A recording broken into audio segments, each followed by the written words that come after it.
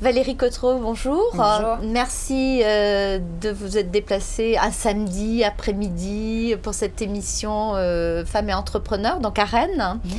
Alors, vous avez commencé comme architecte, donc, Oui. mais très vite, vous avez créé votre entreprise. Donc, alors, déjà, présentez-vous et puis expliquez-nous comment vous en êtes venu à créer cette entreprise. Effectivement, j'ai une formation d'architecte. Je suis architecte des PLG, j'ai fait mes études à Rennes. Je suis arrivée à Rennes, je ne connaissais personne. Donc, j'ai enchaîné par 6 ans d'études. Je sors diplômée, je travaille en agence, mais je quitte assez vite le statut de salarié pour monter une entreprise qui fait de la simulation 3D. Alors ça, c'est 98, il faut savoir que... Vous étiez un peu c'était précoce. Exactement, c'est-à-dire qu'aujourd'hui, c'est complètement rentré dans les mœurs, Ouais. mais je me souviens des premières images de concours d'architectes que l'on réalisait. Il fallait une nuit pour calculer une pauvre image, quoi. Donc, et finalement, on démarre vraiment sur un contrat solide qui est la simulation du métro de Rennes, où on a réalisé 11 animations. Et là, c'était quand même... Donc c'est l'opportunité de ce contrat, finalement, qui vous a amené à créer votre entreprise. Tout à fait. Et vous l'avez jamais regretté? Non. non. Et donc, vous l'avez créé avec votre conjoint, donc Oui. Mais c'est vous le patron, si j'ai bien compris. Oui, je pense que de toute façon, en termes de gestion d'entreprise, dès le début, sur les deux, il n'y en avait qu'un à qui ça pouvait potentiellement faire plaisir. Donc voilà, mon conjoint n'a jamais eu l'envie de faire du management et de la gestion, ça c'était clair. Moi, je me suis tout de suite formée sur tout ce qui était comptabilité-gestion. Ça a été quasi immédiat parce que je trouvais qu'on était très mal formés par rapport à notre formation initiale d'architecte. On ne sait pas faire. À l'époque, en tout cas, quand moi je suis sortie, franchement, c'était beaucoup trop léger. Donc j'ai voulu récupérer un peu ça. Et mon conjoint, lui, est resté plutôt sur des thématiques liées à la recherche, au développement, à l'informatique, on va dire.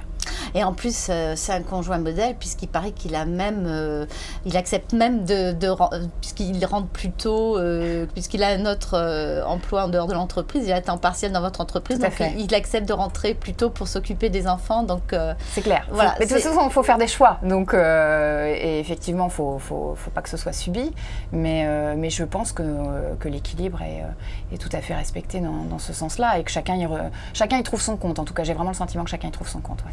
Alors, je crois que vous ne vouliez pas venir pour cette interview, donc ça n'a pas été facile. Donc, alors pourquoi ? Oui, non, c'est pas la première fois que je témoigne, évidemment, mais c'est la première fois que je témoigne en tant que femme chef d'entreprise, effectivement, parce que jusque-là, je l'ai toujours refusé, dans le sens où témoigner en tant que femme chef d'entreprise, ma crainte, c'est déjà de se mettre en situation d'infériorité. Donc je considère de fait que ce n'est pas le cas. Donc c'est vrai que jusque-là, j'avais refusé parce que oui, je suis chef d'entreprise, mais pas en tant que femme, je suis chef d'entreprise tout court, quoi. La meilleure nouvelle qu'on pourrait avoir, c'est qu'on ne parle plus d'entreprenepreneuriat féminin. Parce Exactement. Que effectivement, je suis bien d'accord. Mais bon, aujourd'hui, avec 20% de femmes seulement dirigeantes d'entreprise, c'est vrai qu'on se dit qu'il y a quand même des progrès à faire. Il faut déculpabiliser les femmes, effectivement. Voilà, alors justement, j'allais vous dire à quoi ça tient, d'après vous, cette problématique, parce que quand même la réalité, c'est que non seulement on est peu nombreuses, mais en plus on crée peu d'emplois, on crée peu de richesses. Alors quand je vois des entreprises comme la vôtre qui se développent, donc ça tient à quoi là ? Non, mais je pense qu'on abordait la problématique familiale. La problématique familiale est une vraie problématique. Moi, j'ai rencontré encore récemment des jeunes femmes que j'avais suivies au début de leur carrière professionnelle, qui n'avaient pas d'enfants à l'époque, qui étaient hyper actives, qui étaient hyper diplômées. Et j'ai un cas en tête d'il y a quelques jours, et la personne me disait, mais finalement, j'ai levé le pied parce qu'avec les enfants, c'est pas possible. Donc voilà, mais après, je veux dire, moi je respecte ces choix-là, mais je pense que c'est encore très très lié à la famille. Je pense qu'on est encore fortement culpabilisé sur effectivement le fait d'élever les enfants ou pas. Rentrer à 8h du soir quand on est une femme, c'est pas forcément évident à faire comprendre à son conjoint. Et je pense que c'est un des premiers facteurs de blocage. Je pense effectivement, et ça malheureusement, ça va prendre des siècles avant que ça change. C'est clair. Donc voilà, mais bon, vous avez dépassé ça, donc quand on ma foi, quand on est motivé, on est prise par des projets, eh bien... c'est-à-dire que, au risque d'en effrayer certains, j'avais très envie d'avoir des enfants. J'adore mes enfants. Et ils font partie de ma vie de façon pleine. Mais ce n'est pas une fin en soi. Donc, oui, parce que vous aviez aussi votre vie J'ai besoin de projets, j'ai besoin de construire au sens propre et au sens figuré finalement, mais donc voilà, j'avais besoin de me réaliser aussi de façon personnelle, quoi. Alors, dans votre entreprise, vous managez une trentaine de salariés, hommes, femmes, pour vous, il n'y a pas de différence Alors, pour moi, il n'y a pas de différence. Vous préférez travailler avec qui? Je travaille aussi bien avec les hommes qu'avec les femmes. J'ai une population mixte. J'ai moins de femmes dans mon secteur d'activité que d'hommes, ça c'est certain. Mais j'ai essayé de rééquilibrer comme j'ai pu parce que je trouve que pour l'équilibre de l'entreprise, c'est bénéfique. Par contre, dans mes cadres dirigeants, j'ai des hommes et j'ai des femmes. Et franchement, j'ai une qualité de travail avec les uns comme avec les autres. Bon. Mais ça ne se gère pas de la même façon. Et alors, les moments de bonheur dans l'entreprise? Je crois que les meilleurs moments, c'est quand on partage la réussite avec le reste de l'équipe d'avoir remporté un marché ou la reconnaissance sur une prestation qui peut être applaudie, quoi, ou des choses comme ça, quoi. Donc ça, c'est vraiment des moments extrêmement forts, quoi. Donc, alors, on sent en vous une motivation exceptionnelle. Alors, quel est votre secret pour avoir autant d'énergie? Je sais pas trop, on m'a souvent demandé à quoi je carburais, rien d'illicite, mais non, je crois que moi j'ai conscience qu'on est mortel, j'ai conscience que ça va s'arrêter, je pense pas qu'il y ait grand chose derrière, donc je me dis c'est maintenant qu'il faut œuvrer pour construire les choses, parce qu'après une fois que ce sera fini, quoi. donc voilà, j'ai besoin de projets, je n'arrive pas à faire la même chose tout le temps, j'ai besoin sans arrêt de repousser les frontières et les limites, et j'ai envie de dire, c'est même pas, je le maîtrise pas, je suis comme ça, je n'arrive pas à faire autrement, et c'est peut-être un problème pour les gens qui m'entourent, c'est que j'arrive pas à me poser, j'arrive pas à m'arrêter, quoi. C'est un peu, et alors comment vous voyez votre entreprise demain? Vous êtes déjà en train de préparer comment? Alors aujourd'hui, nous sommes une PME d'une trentaine de personnes. Moi, ce que j'ai envie de faire demain, c'est attaquer l'international. Voilà une femme qui a je suis contente de vous accueillir.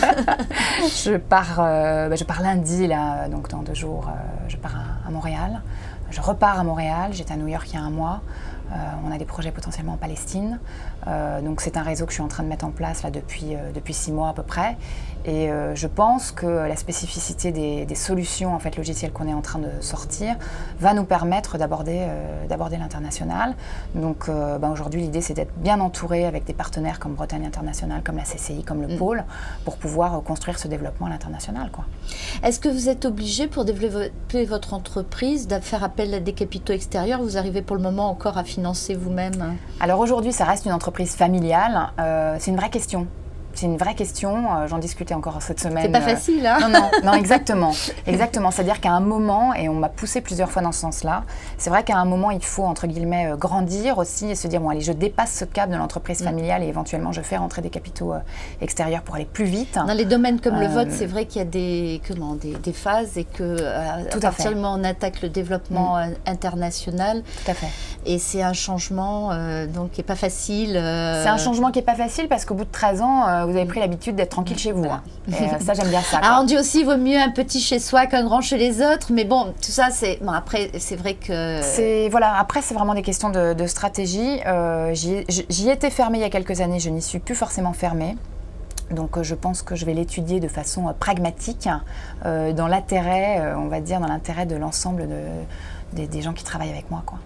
Alors, un conseil, vous qui justement avez cette motivation, donc je dis souvent que peut-être que le problème que nous avons dans ce pays, c'est que on ne travaille pas suffisamment la motivation donc en amont du projet, de bien vérifier avant que les personnes créent leur entreprise, qu'il y ait cette volonté de créer, qu'on porte son projet, non pas qu'on le traîne comme on l'entend souvent. Donc, vous qui êtes si motivé particulier. Donc, quel conseil vous pouvez donner à ces femmes qui, parfois, sont là à hésiter, soit à franchir le pas, soit à investir, soit à prendre des risques? Parce que cette notion de risque... c'est compliqué parce qu'en fait, moi, j'ai démarré de façon complètement empirique, assez jeune finalement, sans trop me poser de questions, quoi. Je crois que plus les années passent et plus on s'en pose des questions. À juste titre, on mûrit, donc on voit les choses un petit peu différemment. Mais je crois qu'il faut avoir la niaque déjà, il faut avoir l'envie et il faut être sûr de ses convictions et en même temps être extrêmement perméable aux conseils. Moi, comme je dis, j'ai énormément appris, je continue à apprendre tous les jours et quand je vois des bons exemples autour de moi, je n'hésite pas à analyser comment ça fonctionne pour en retirer le meilleur. Voilà, d'être, comme je dis, en situation de progrès, de développement permanent et ça passe par... Je crois que peut-être une des problématiques des chefs d'entreprise, pour certains, en tout cas moi que j'ai vu, ou des jeunes chefs d'entreprise par exemple qui pouvaient se présenter dans le cadre du pôle Images et Réseaux quand on faisait nos AG, c'est que moi j'ai vu pas mal de jeunes arriver, il y avait 6 mois d'entreprise derrière eux et ils savaient déjà tout sur tout, quoi. Donc ça me fait rire. Il faut une certaine humilité pour... Mais je crois que oui, parce qu'on ne sait rien sur rien quand on démarre et on a tout à apprendre. Et c'est peut-être là aussi une différence entre les hommes et les femmes, c'est que les femmes sont peut-être justement en cette humilité. Et vous, tout à l'heure, vous me disiez que quand vous aviez la semaine dernière fait appel à quelqu'un parce que vous aviez un domaine où vous vous sentiez peut-être pas forcément suffisamment compétente, vous avez appelé à un collègue pour qu'il vous donne... Complètement. Donc ça veut dire que vous connaissez vos limites et que vous n'hésitez pas à... mais on est dans... Moi, j'ai le sentiment d'être en formation permanente et je crois que c'est ce qui me plaît aussi. Oui. Je déteste ronronner sur la... Rien n'est jamais acquis. Jamais. Et puis je repousse à chaque fois les limites. Bon, moi je crois que je pourrais continuer toute l'après-midi avec vous, mais comme c'est samedi quand même, je voudrais pas abuser. Donc écoutez, je vous remercie vraiment pour tous ces messages et je crois que si ça donne pas envie, alors et puis alors qu'on n'ait plus à faire ce genre d'interview et j'espère que d'ici 2-3 ans, ça y est, on aura atteint on aura boosté les femmes chefs d'entreprise. Oui, on les souhaite. Merci beaucoup. Merci à vous.